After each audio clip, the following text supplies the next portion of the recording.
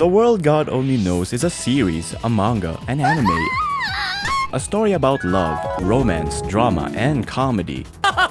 We have a gamer who plays on a knockoff PSP who is on the grind anytime and anywhere. We have attractive girls of different personalities, attractive demons, attractive angels. Yes, this is a harem show.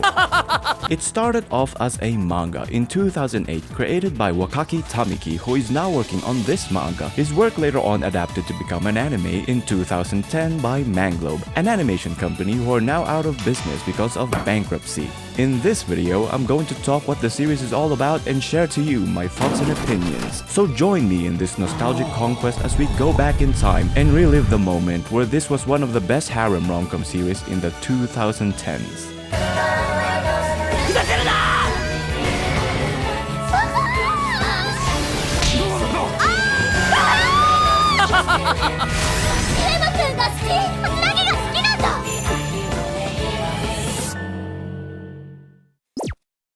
Our story begins with a guy who uses this ancient tech to play some games and calls himself the god of the gaming world. What? Keima Katsuragi, a high school gamer who mostly played dating sims to escape this thing called reality and rather smash some 2D ass. He then got challenged to conquer a woman. He replies, a girl appears out of nowhere who is actually a demon, tasked to capture runaway spirits who are also demons that hide in the gaps within the hearts of women.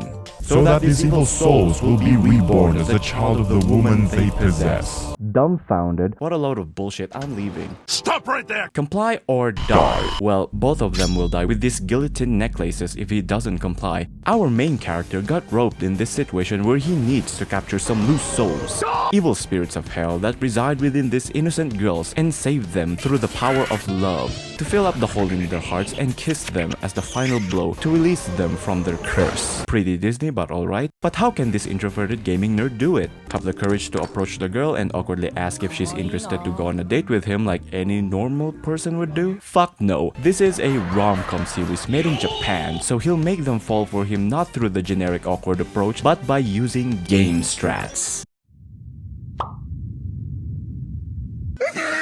To make the story interesting and fun to digest, Keima will be using gal game theory to woo the hearts of these troubled maidens of different archetypes: the tsundere, the kudere, the dandere, a teacher, and whatever possessed quirky girl out there. He will conquer them one by one. For every conquest he pursues, the girl will lose their memory of the romantic event they had with this gaming nerd and just go on with their days like nothing happened. Except for him, for he has a mission to accomplish, a mission he needs to finish immediately and not die to get back to his normal everyday life. And for that, he needs to speedrun this romantic task like he speedruns his dating sims, jumping from one girl to another, having that Sigma male mindset, treating the situation like a game because that's the only way he knows how to get shit done. The development is fast. There's not much proper build-up on the romantic relationship between the main character and whatever possessed dere he's conquering, but the process on the routes he makes to get the girl to fall for him is fun, it's entertaining, it's fiction. As he allures a lot of these girls with his gal game tactics, Just like the simulation. there's actually a bigger plot to the story than just capturing evil spirits and making girls fall for him. Because this time, he will be capturing goddesses. Wait, what? If you only watched the anime and got up until season 3, I bet you were like me who questioned, wait, who the fuck? What? Who's this? Who's that? What the fuck? How did we get here? So let me just make a quick summary on what is missing on the anime adaptation. Season 1 and 2 adapted this much on the manga. Before we get into season 3, there's actually 2 OVAs that are canon. The anime skipped this many arcs, but these being more important to add more context to the plot and the characters that will appear on the developing story. Yes, I've read the manga just to make this chart. You've read the manga because of the story. We are not the same. From saving girls possessed by evil spirits to now saving girls possessed by angels, and also save the 3 realms. Wait, what? Hell is actually a reformed nation, the new hell and the old hell. The new hell is good, where demons just want peaceful relationship with God, collect and purify souls from earth, then send them back to heaven. That's not how hell works in the Bible, but okay. The old hell was bad, was once an era where wicked demons planned to take and rule everything to create a perpetual state of chaos throughout the world and make a human soul buffet. But there were good demons who does not condone to this behavior and decided to stop them, creating a war between these factions. So heaven saw this and sent out the Jupiter sisters to stop this madness and seal these evil demons. Thus, new hell was born, balance is attained, peace is brought back in hell, happily ever after. Until some demons want to revive the old hell, they undid the seal that imprisoned these evil demons. They escaped to Earth, dubbed the runaway spirits. These demons are also looking for the Jupiter sisters, the goddesses, for them to kill, so that they won't intervene again in their plot to rule the world. So what the fuck does that have to do with me? The goddesses conveniently reside within the girls that he has conquered before. The girls having these angels within them remember the romantic event they had with him, which is great, right? We can finally have that proper harem sporting event where we see girls one-up each other so that they will be the winning woman. Well, kind of. Because he needs to save and find these goddesses amongst the girls from his love quest, have his suspects, and one by one draw out the hidden goddesses within them through the power of love. Of course, the goddesses defeat the evil faction, save the world order, and this summary of the series is getting really fucking long. So how does this series differ from others of the same genre? Most harem rom-com shows back in the day, romantic drama was not the main plot. It's usually about saving the world, beating up the bad guys, or something supernatural. Sekirei, To Love Ru, Infinite Stratos, High School DxD.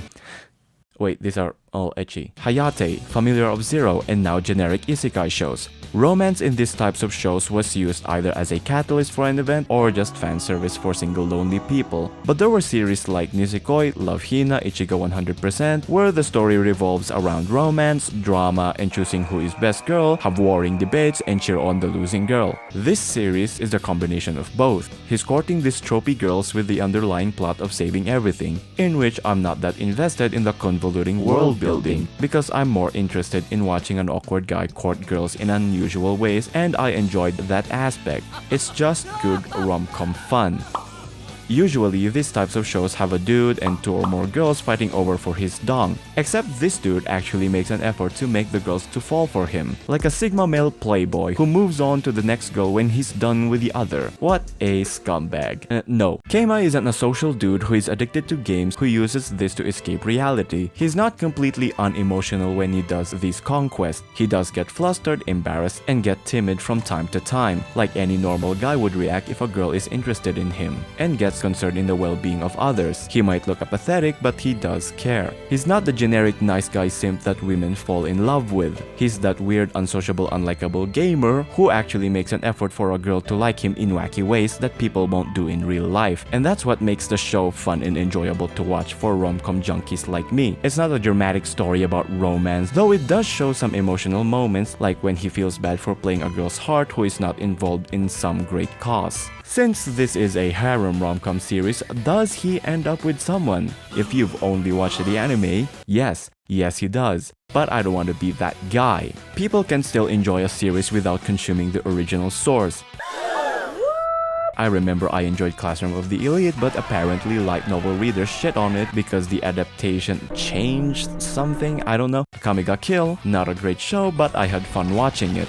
When I was 15. People said read the manga because it's better, so I did. Lamau, it's basically the same, just with a different ending. With this show, they decided not to adapt a big chunk of the manga, not even the important ones, before getting into a new season, which probably confused a lot of people, including me, because wait, what? But even though it was confusing at first, a lot of context was taken out and leaving viewers with an unfinished story because of the company having money issues, I still enjoyed the show.